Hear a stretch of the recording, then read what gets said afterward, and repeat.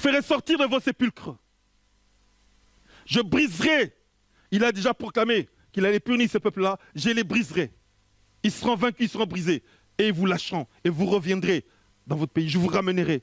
Et vous saurez que je suis l'Éternel lorsque j'ouvrirai vos sépulcres.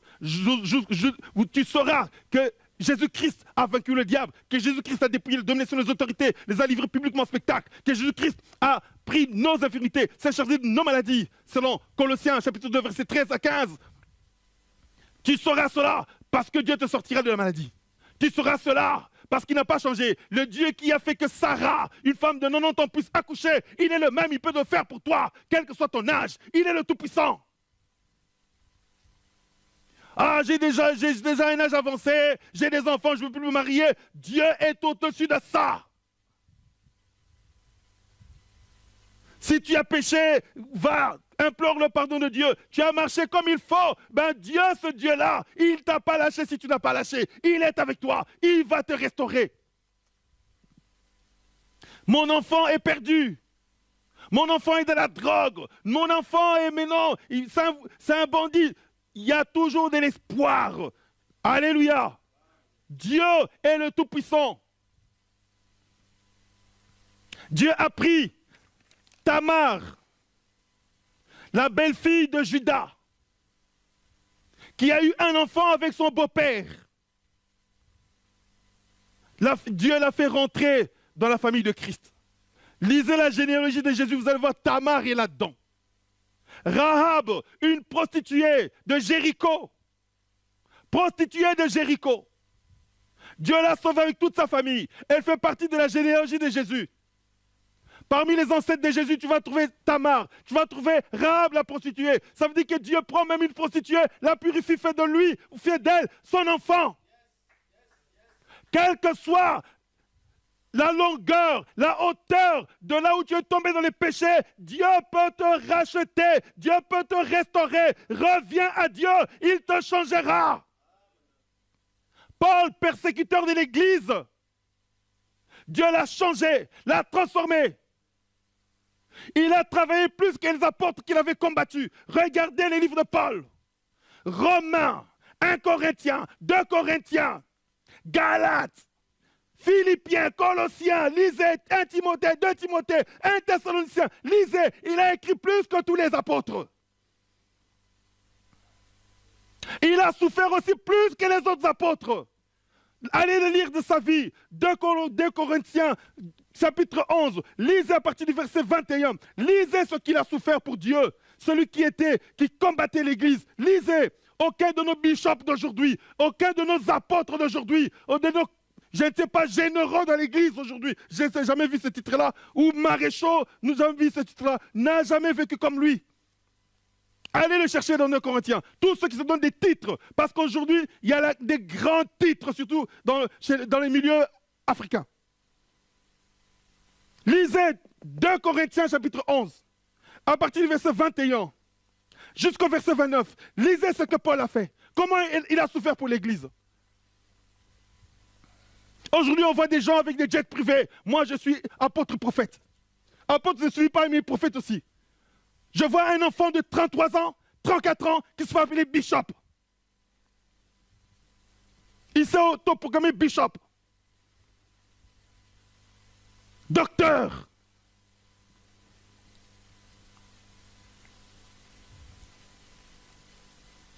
Alléluia.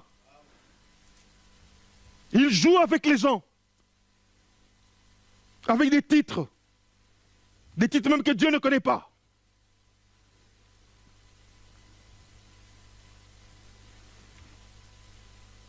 Dieu a pris ce Paul-là, persécuté de l'Église, qui était là quand on a tué le premier des chrétiens, Étienne, qui avait approuvé cela. Dieu l'a transformé. Il peut tout. Alléluia. L'impossible pour Dieu n'existe pas. Et ce qui est important ici, c'est qu'il a dit, voilà, je mettrai mon esprit en vous.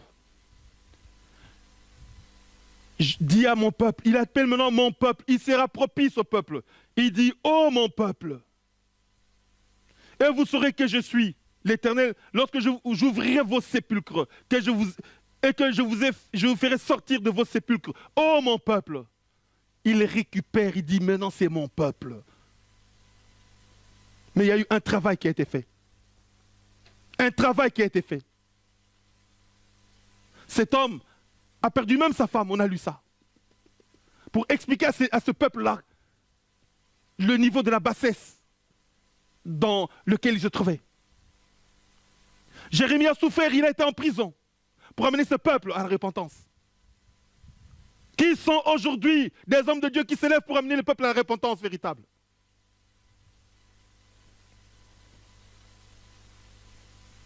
Alléluia. Alléluia. Quand on voit certains pays en Afrique, je vois l'Afrique centrale, un pays plein de serviteurs de Dieu, plein d'églises. Dans une rue, vous allez trouver 10 églises. Je parle d'un pays de l'Afrique centrale, je ne cite pas le nom de ce pays-là. Il y a des bishops, des archibishops, plein d'apôtres, plein de prophètes et de prophétesses. Des papas Kingandi, maman Kingandi qui prophétisent. Pas de changement dans ce peuple-là. Et si ce peuple-là, de ce pays-là, de l'Afrique centrale, veut être sauvé, écoutez-moi, ce peuple doit venir à la repentance comme ce peuple ici. Il faut que des gens comme Ézéchiel se lèvent, des Jérémie se lèvent, pour amener le peuple, faire comprendre au peuple que nous sommes allés très bas. Il faut revenir à Dieu. Ce n'est pas des promesses de voyage, ce n'est pas des promesses de mariage, ce n'est pas pleurer pour le mariage, pleurer pour les enfants. Non, ça Dieu donne à ses enfants et donne même aux païens. Non, pleurer pour les péchés de ce pays-là. Les dirigeants ont péché, sont dans l'occultisme. Les pasteurs, les apôtres, les prophètes, dans l'occultisme. L'occultisme est entré dans les temples. Vous entrez dans leur temple, ils ont des trônes. Ce n'est pas Jésus-Christ qui trône, mais eux-mêmes ils trônent. J'ai vu un homme de Dieu de ces pays-là qui a dit, j'avais mon trône, avant j'avais ma chaise là devant, Dieu m'a dit de m'enlever, de descendre, de m'asseoir avec les autres. Ils montrent qu'ils sont hommes de Dieu parce qu'ils ont des voitures de luxe, des villas de luxe. Ils habitent dans les quartiers les plus huppés de la capitale de ce pays-là. Son église se trouve en pleine cité. 15 kilomètres. Et les gens quittent leur maison, les femmes, pour aller nettoyer leur villa. Avec des piscines parfois. Détestez-moi si vous voulez, je m'en fous. Je prêche la parole de Dieu. Ils gagnent, ils prennent toute la dîme dans leur poche. Et continuent à rançonner ce peuple-là. J'ai entendu quelqu'un qui me dit, voilà, moi je donne ma dîme à mon pasteur, et même je donne la dîme des dîmes. Ça veut dire que quand j'achète 10 bouteilles d'huile, je donne 1/10 à mon pasteur. Dîme des dîmes, ça vient d'où? C'est du vol. Ce pays-là dont je parle, Afrique centrale, doit se repentir. Homme de Dieu qui est là-bas, enfant de Dieu, mettez-vous à genoux, pleurez pour les péchés de votre pays. Pleurez pour les dirigeants, pleurez pour le pardon des serviteurs de Dieu de ce pays-là. Pleurez, pleurez avec larmes. Ne pleurez pas pour les mariages, ne pleurez pas pour avoir des enfants, pour avoir des voitures. C'est rien d'avoir des voitures là où il y a des trous partout. C'est rien. Être costume cravate quand ça sent mauvais partout dans la rue. Des poubelles partout. Pleurez, pleurez, pleurez. C'est un pays où les promesses de Dieu sont là. Ce pays-là, c'est l'un des pays le plus riche du monde.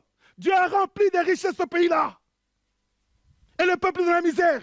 Quelques milliers de gens vivent des richesses de ce pays-là. Des étrangers sont en train de piller ce pays-là. C'est la situation d'Israël. Pleurez pour que Dieu libère ce pays-là.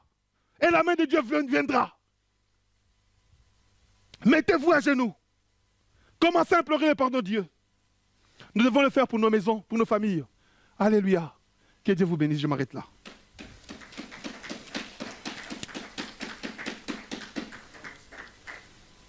Alléluia.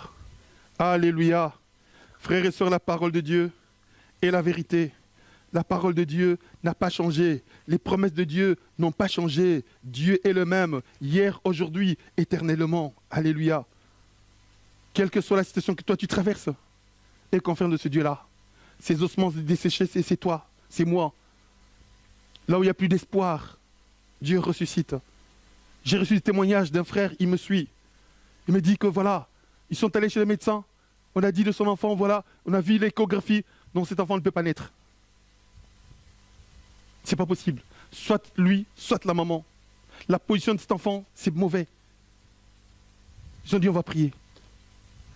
Ils sont allés chercher un frère là, homme de Dieu, avec qui ils avaient confiance. Ils ont prié, ils ont prié. Quand ils sont revenus, le médecin regarde, il dit, mais c'est pas possible.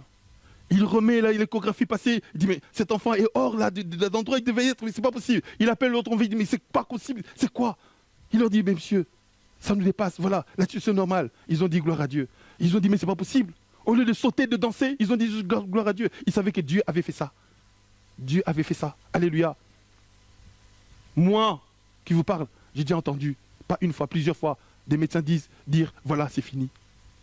Je vais dans un hôpital ici à Bruxelles, j'arrive. Dieu m'avait dit, va voir cette personne à l'hôpital. Je vais chez la personne, je sonne, personne ne répond.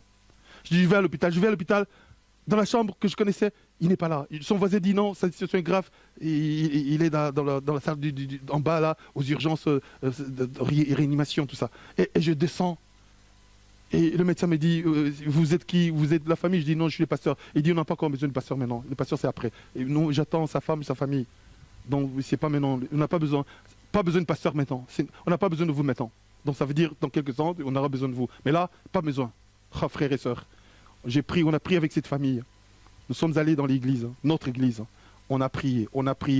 Dieu nous donne l'histoire d'Ézéchias, à qui Dieu avait dit, voilà, tu vas mourir, et qui a pleuré. Dieu lui dit, je te rajoute 15 ans, je te rajoute 15 ans. On a prié, et cette personne est sortie de l'hôpital. C'est dans notre église.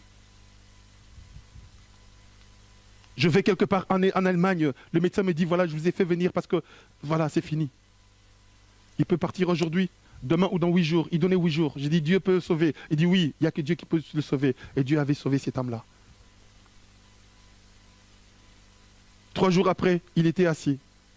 2 semaines après, retour à Bruxelles. Alléluia. Il n'a pas changé.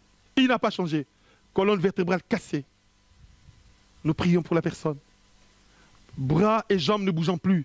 Comment ça, mon pied bouge. On l'a vu, il marche.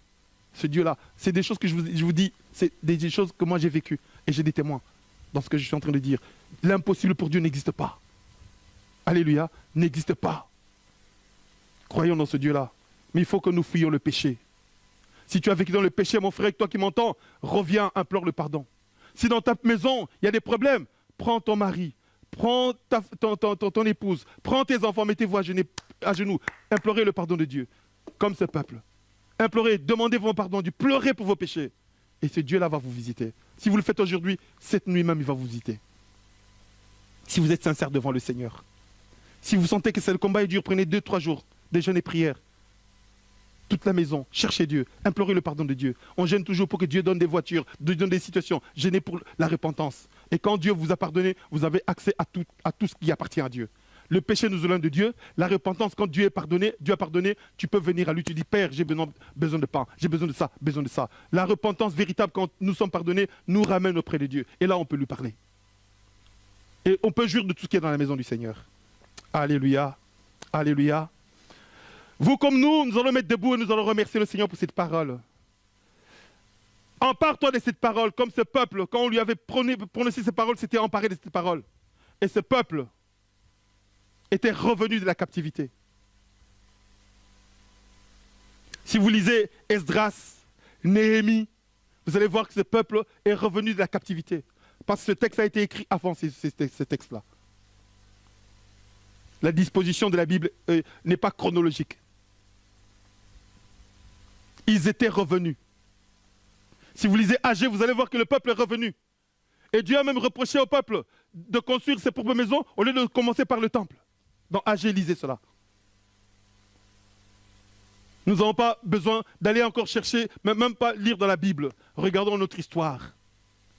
En 1940, l'État d'Israël n'existait pas. L'État d'Israël n'existait pas. Après la guerre mondiale, cet État a été construit. Tous les Israélites, les Juifs qui étaient partout sont revenus dans leur pays.